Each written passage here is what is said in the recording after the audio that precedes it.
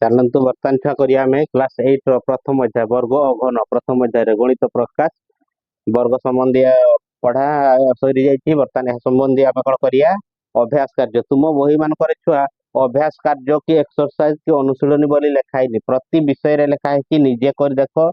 ତେଣୁ ନିଜେ କରି ଦେଖ ପୃଷ୍ଠା ନମ୍ବର କେତେ 10 ନମ୍ବର ପୃଷ୍ଠାରେ ଦିଆହେଇଛି, ନିଜେ କରି ଦେଖ। ବର୍ଗ ଅଘନ ସମ୍ବନ୍ଧୀୟ ଅଙ୍କ ବର୍ତ୍ତମାନ ଆମର ଯେହେତୁ ବର୍ଗ ସମ୍ବନ୍ଧୀୟ ଆମେ କରିସାରିଛେ, ବର୍ତ୍ତମାନ ଆମେ ସେ ବର୍ଗ ସମ୍ବନ୍ଧୀୟ ଅନୁଶୀଳନୀ କଣ ଅଛି ଦେଖିବା। ପ୍ରଥମରେ ଦେଇଛି ନିମ୍ନଲିଖିତ ସଂଖ୍ୟା ଗୁଡିକ ମଧ୍ୟରୁ କେଉଁ ଗୁଡିକ ପୂର୍ଣ୍ଣବର୍ଗ ସଂଖ୍ୟା ନୁହନ୍ତି। କେଉଁ ଗୁଡିକ ପୂର୍ଣ୍ଣବର୍ଗ ସଂଖ୍ୟା ହେବ? 2 ଦୁଣେ 4, 3 ତିରି 9, 4 ଚକ 16, 5 ପଞ୍ଚାଏ 25, 6 36, 7 ସତାଏ 49। ଏକକ ଘର ଗୁଡିକ ଅଙ୍କ କିଏ କିଏ ହେଉଛି? 7 ସତାଏ 49, 8 ଅଷ୍ଟାଏ 64, 9 9 81, 10 10 100। ଏକକ ଘରେ କଣ ହେଇଥିବ? 0 1 0 1 4 9 6 5 ହେଇଥିବା ଦରକାର। ତାହେଲେ ଏମାନଙ୍କୁ ଛାଡିକି କିଏ ଅଛି ଏକକ ଘରେ କେଉଁଠି ପୂର୍ଣ୍ଣବର୍ଗ? ତେଣୁ ଏକକ ଘରେ ଏଠି 2 ଅଛି ଛୁଆ। ଏକକ ଘରେ 2 ଥିଲେ ପୂର୍ଣ୍ଣବର୍ଗ ସଂଖ୍ୟା ହେବ ନାହିଁ। ଏକକ ଘର 8 ଅଛି, ଏକକ ଘର 8 ଅଛି, ଏକକ ଘର 8 ଥିଲେ ବି ପୂର୍ଣ୍ଣବର୍ଗ ସଂଖ୍ୟା ହେବ ନାହିଁ। ଏକକ ଘରେ 7 ଅଛି, ଏକକ ଘର 7 ଥିଲେ ବି ପୂର୍ଣ୍ଣବର୍ଗ ସଂଖ୍ୟା ହେବ ନାହିଁ। ତେଣୁ ଏଇ ତିନୋଟି ଇଏ ହେଲେ ଏକକ ଘରେ କଣ ଅଛି? 9 ଅଛି। ଏକକ ଘରେ 9 ଅଛି ମାନେ ଛୁଆ ଏକକ ଘରେ ମେ ବି ହୋଇପାରେ ନ ହେଇପାରେ, କେତେବେଳେ ଆମକୁ କଣ କହିଛି? ପୂର୍ଣ୍ଣବର୍ଗ ସଂଖ୍ୟା ନୁହେଁ। ତେଣୁ I2 I3 I ଆନ୍ସର ହେଲା ଏଇ ତିନୋଟି। ତେଣୁ ଏଇଟା ମେ ବି ହେଇପାରେ ନ ହେଇପାରେ, ଆମକୁ କଣ କହିଛି? କେବଳ ପୂର୍ଣ୍ଣବର୍ଗ ସଂଖ୍ୟା ନୁହନ୍ତି। ତେଣୁ 1 2 3 1 ନମ୍ବର ଆନ୍ସର ହେଲା। ଲେଖି ରଖ। ତାପରେ 2 ନମ୍ବର ଦେଖିବା ଛୁଆ। 2 ନମ୍ବର କଣ ଦେଇଛି? 64 ର ବର୍ଗ, 108 ର ବର୍ଗ, 292 ର ବର୍ଗ ଆଉ 36 ର ବର୍ଗ ମଧ୍ୟରୁ କେଉଁଠିର ଶେଷ ଅଙ୍କ 4 ହେବ? କେଉଁଠିର ଶେଷ ଅଙ୍କ 4? ଏଠି ଛୁଆ ଦେଖ 64 ର ଶେଷ ଅଙ୍କ 64 ମାନେ 64 ଗୁଣନ 64, 4 ଚକ 16, ଏକକ ଘର 6 ହେଲା। ଆମକୁ କଣ ମାଗିଛି? 4। ଇଏ ହବ ନାହିଁ। 8 ଅଷ୍ଟାଏ 64, 64 ଏକକ ଘର 64 ମାନେ ଛୁଆ ଏକ ଘର 4, ତେଣୁ 108 ହେଲା। 2 292, 2 ଗୁଣନ 2 4,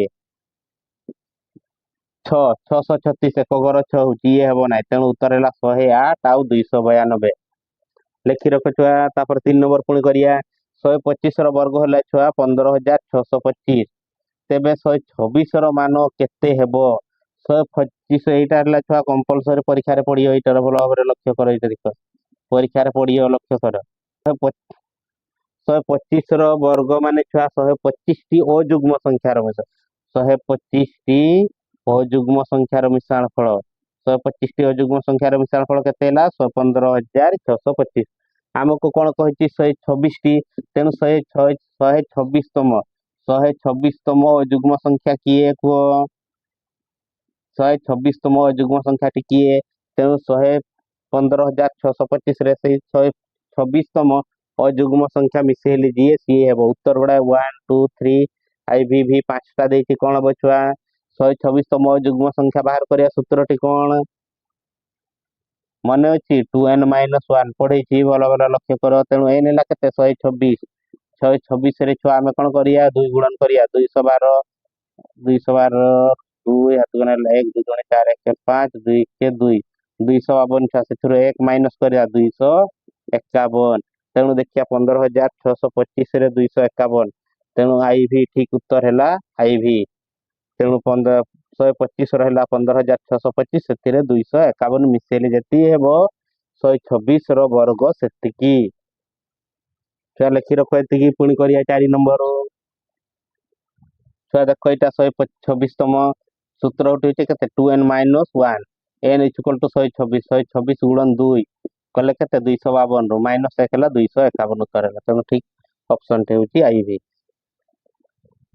ଛୁଆ 4 ନମ୍ବର। 4 ନମ୍ବର କଣ ଦେଇଛି? 441 ବର୍ଗ ମିଟର କ୍ଷେତ୍ରଫଳ ବିଶିଷ୍ଟ ଗୋଟେ ବର୍ଗ କ୍ଷେତ୍ର ବାହୁର ଦୈର୍ଘ୍ୟ କେତେ ହେବ? ତାହେଲେ ଗୋଟେ ବର୍ଗ କ୍ଷେତ୍ରର ବର୍ଗ କ୍ଷେତ୍ରଫଳ କେତେ ଦେଇଛି? 441 ବର୍ଗ ମିଟର। ତାହେଲେ ତାହାର ଗୋଟିଏ ବାହୁର ଦୈର୍ଘ୍ୟ କେତେ ହେବ? 441 ର ବର୍ଗମୂଳ ବାହାର କରିବା। 441 ର ବର୍ଗମୂଳ ବାହାର କରିବା କେତେ? 441 ର ବର୍ଗମୂଳ ମୌଳିକ ଗୁଣନୀୟ ବିଶ୍ଳେଷଣ ପ୍ରଣାଳୀ କରିବା। ଏକକ ଘରେ 1 ଅଛି, 2 ଦ୍ୱାରା କଟିବ ନାହିଁ। 4 4 8 କେ 9 3 ଦ୍ୱାରା କଟିବ। 3 କେ 3 14, 3 ଚକ 12 13 14 21, 3 ସତାଏ 21।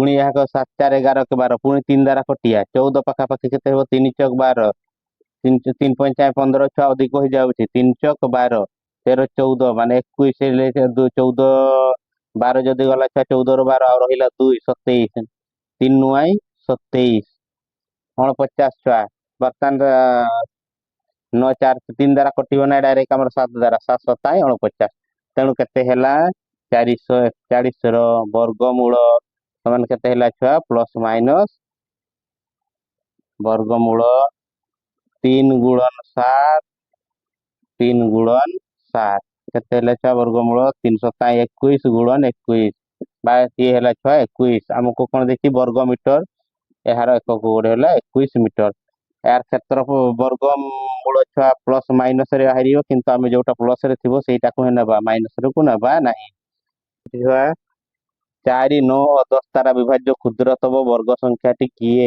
ये मजे छुआ एथर एग्जाम रे आसीबो भल भाव लक्ष्य कर 5 नंबर देख 4 9 और 10 तारा विभाज्य क्षुद्रतम वर्ग संख्या टी किए 4 9 10 तारा छुआ कौन हम 4 4 2 गुणन 2 क्षुद्रतम छुआ क्षुद्रतम माने लसागु छुआ लसागु एठी केमिति कोन करिया पड़िछ देख भलसे 4 9 हेले छुआ 3 3 9 3 गुणन 3 10 2 पंचाई 10 ताहले छुआ एठर लसागु बाहर करिया पई पड़ियो लसागु केते हो छुआ ये गसे 2 2 एठी 2 एठी 3 3 एठी 2 2 एठी 2 एठी 2 एठी 2 2 रु 2 2टा अछि से 2 2टा लेखा जब 3 3 3 केतरा अछि 2टा से 3 गुणन 3 लेखा जीव 2 आमे 2टा हास्ट नहीं जाय छी आ एला न लिखली आ लिखिया को पड़िबो नै छी भूल हे जो प्रोसेस 2 गुणन 2 जोटा हास्ट 2 थिबो से 2टा भितर 2 नेले 3टा के 3 केतरा अछि 2टा 3 नेले 5 गुटे अछि से गुटे ही 5 रहिबो वर्तमान आमे एगुडा को गुणन करिया केते हेबो 2 दुणे 4 3 3 केते हला छुआ 9 9 चक केते हला 36 2 दुणे 4 3 3 9 9 चक 36 36 पंचाई 530 5 3 15 3 18 180 वर्तमान देखिए छुआ 180 है किंतु देख छुआ 180 पूर्ण वर्ग संख्या नुहे तेणु कौन करने पड़ो देख 180 पूर्ण वर्ग संख्या नुहे तेणु 180 रखापाखि पूर्ण वर्ग संख्या किए 180 बाहर दीटा 2 रु गुटे 2 दीटा 3 रु गुटे 3 ये 5 नहीं तेणु आउ कौन दरकार आउ गोटे 5 दरकार छुआ तेणु ये गोटे 5 रु 5 आसिले आमर हो जाता तेणु 180 रे केते गुणन हेबो 5 180 गुणन 5 118 पंचाई 90 900 है आंसर यहीटा छुआ लिखी रख कंपलसरी एथर एग्जाम रे पड़िबो तेणु प्रथम कौन करियो मौलिक गुणन एगुड़ा बाहर करियो 4 मौलिक गुणनीय 4 मौलिक गुणनीय बा 4 3 9 10 2 पंचाई 10 लसागु है छुआ ए दीटा 2 रु प्रथम मु कही सारी अधिक बुझेगा पड़िया ना प्राय बुझी जाइथिबो एठी हला छुआ शेष आमे जो 5 कोण पाई गुणन कले देख 2 2टा 2 रु गुटे 2 3 3 रु 3 आसिला 5 रु आउ जेहेतु गोटे 5 थिला एकुटिया तेणु आउ 5 हेउ नाही एटा पूर्ण वर्ग संख्या नुहे बोली जानिलो केमिति सबु दुईटा आकार ले 2 2 2 3 3 रु 3 आसे 5 तो नाही तेणु 180 पूर्ण वर्ग संख्या नुहे तेणु पूर्ण वर्ग संख्या हेबा पई आउ ओथिरे कोन गुण केते गुणन करिया को पड़ियो आ 5 तेणु 180 रे 5 गुणन कले 900 900 होती नंबर 1 2 3 4 5 नंबर पर्यंत सरीला पुणी काली की करिया 6 7 8 9 जहाँ अच्छी बाकी गुड़ा करिया जो पिला माने भी मो वीडियो गुड़ी को प्रथम करके देखुछ